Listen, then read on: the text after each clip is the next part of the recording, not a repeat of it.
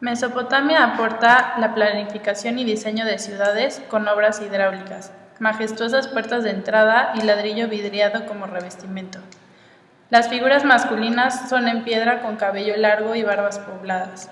Los relieves son en arcilla, piedra y cerámica vidriada, con una perspectiva jerárquica. Los rostros y extremidades van de perfil y el rostro y el ojo de frente.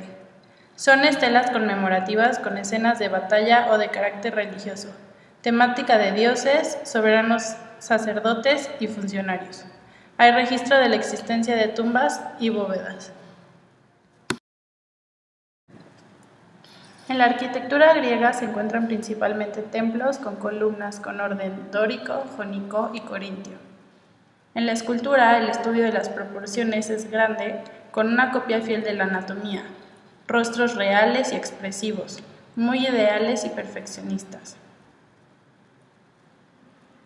En la pintura se encuentra la cerámica, con decoración de platos, vasijas y ánforas, todas ellas con representaciones mitológicas.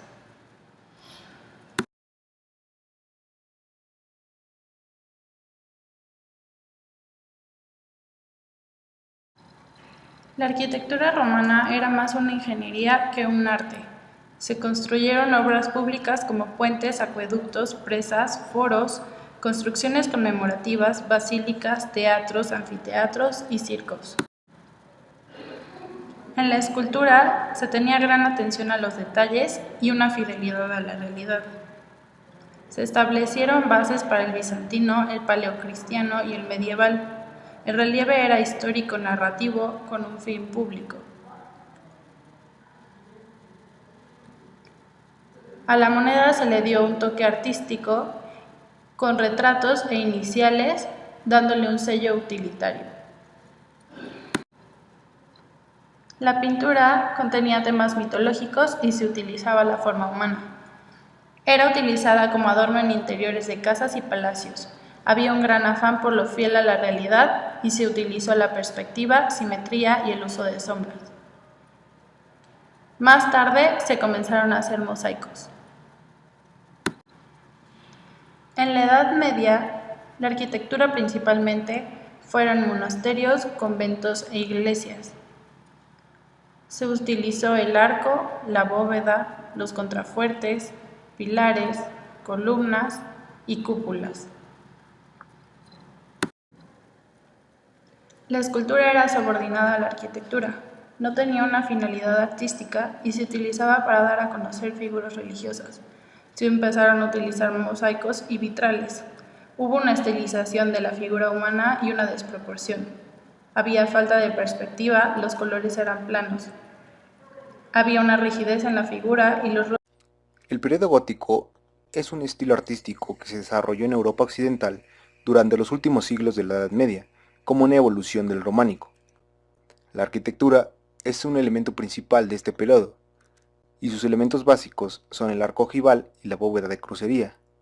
Domina la línea vertical y produce una impresión de impulso ascendente, acentuado con elementos puntiagudos. Ponía especial énfasis en la ligereza estructural y la iluminación de las naves en el interior de los edificios. Dentro de la arquitectura, lo que más resaltaba, principalmente eran las catedrales.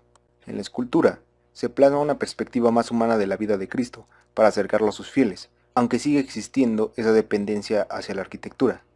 En la pintura incursionaron también en las vidrieras o vitrales, pinturas sobre las ventanas de iglesias que permitían el paso de una luz de colores que cumplía con la tarea de iluminar la iglesia. El Renacimiento es el movimiento cultural y artístico que dirige sus ojos al clasicismo romano y al hombre como el centro de las cosas, y hoy se le conoce como el Siglo de Oro. Se basaba en el resurgimiento de la cultura grecolatina. Resurge la forma arquitectónica clásica, se incorporan las antiguas creencias, se tratan temas de mitología y se adoptan antiguos elementos simbólicos.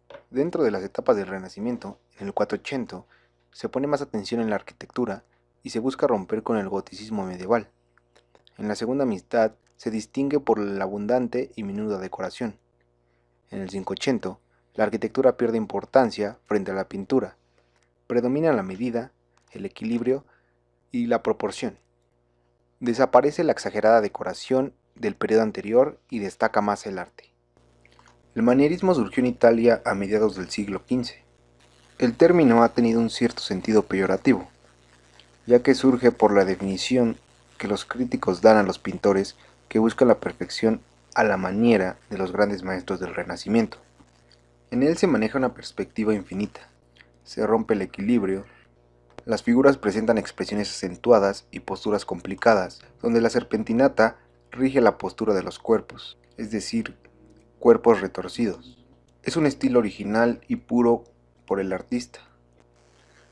El barroco surge en Italia, y es una respuesta estética a las circunstancias religiosas, políticas y económicas del siglo XVII, con tres características generales: el naturalismo, el dinamismo y efectos ópticos.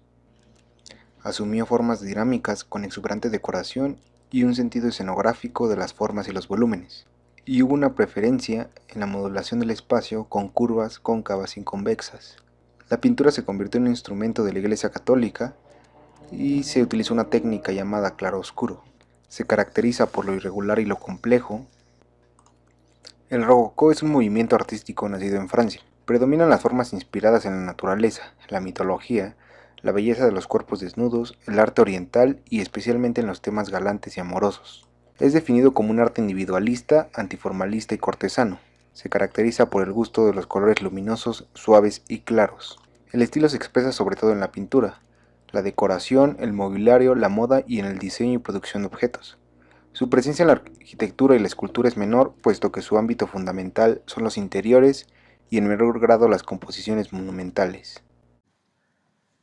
El neoclásico. La característica principal es que retoman lo que fue el mundo clásico greco-romano. Un acontecimiento que dio pie al movimiento fueron las expediciones arqueológicas de las ruinas de Pompeya y Herculano. Rechazan los movimientos anteriores que fue el barroco y el rococó. En la arquitectura se inspiran en los monumentos de la antigüedad greco-romana, como lo son las columnas dóricas y jónicas y los frontones. En la pintura se usa esfumado para lo más lejano, poses forzadas, uso de tenebrismo y colores saturados. Los temas eran de política actual y temas mitológicos. Goya se encuentra entre la transición entre el neoclásico y el romanticismo. El romanticismo. El arte del romanticismo tocaba temas nacionalistas y de patriotismo. Paisajes, queriendo resaltar los sentimientos de melancolía y la lucha de la humanidad frente a la naturaleza. La pintura es lo que más resalta durante este movimiento. Los románticos tenían la ideología de que el arte debe de sustentar emociones. El realismo, movimiento que aspira a representar el mundo de una manera verdadera y objetiva. En la pintura retratan la vida cotidiana en el campo, la ciudad, la intimidad, el paisaje o el trabajo tal cual es, como si fuese una fotografía, ya que quieren enfocarse en representar las actividades comunes y corrientes, y ser espontáneos. Ya dejan atrás las poses o actuaciones que se venían manejando en algunos movimientos antecesores. Retratan cosas crudas u obscenas, consideradas de esa forma en esa época, como lo pudimos ver en el cuadro de El baño turco de Ingres, que para su tiempo fue algo muy polémico. El impresionismo es el movimiento que surge de una crítica de Louis Leroy hacia el cuadro de Monet, Sol naciente. Es importante recordar este hecho, ya que él menciona que es como si fuese una impresión de lo que el artista estaba observando. Es por lo cual se le dio el nombre a este movimiento. Los artistas tenían trazos rápidos y sin enfocarse en los detalles. Lo que hacían era pintar en los espacios naturales, dejando de usar el negro debido a que al hacer las sombras usaban tonos más oscuros, y se enfocaban mucho en querer llegar al color deseado. Además que los colores son muy vivos en estas pinturas. El Art Nouveau, también conocido como modernismo, al igual que en el impresionismo, se inspiraban en la naturaleza. Sin embargo, ellos tenían un trazo más definido, usando curvas, figuras orgánicas y líneas asimétricas. Comparte muchas características con el barroco, pero a diferencia de este, el Art Nouveau comparte el temor al vacío, pero lo llena de una manera compositiva que equilibra las obras y les da una razón al empleo de la saturación de los elementos. Utiliza muchas imágenes femeninas, y este movimiento iba más enfocado para ser conocido y adquirido por todas las personas, no solo por las clases altas, ya que se utilizaba mucho en los carteles.